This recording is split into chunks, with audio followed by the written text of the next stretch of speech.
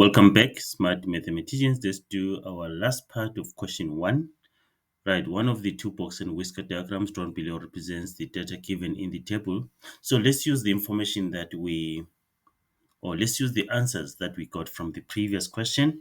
We found that graph B is the one that is actually representing the data set. Right, and then it says describe the skewness of the data.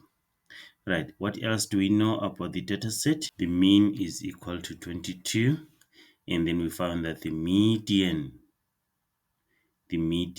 is equal to 18.5. Okay, right. So now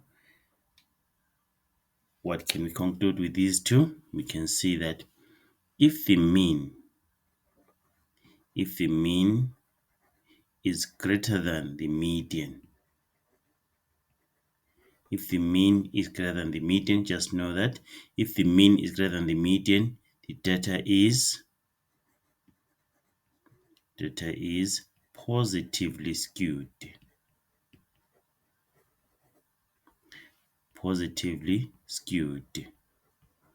Or you can say skewed to the right.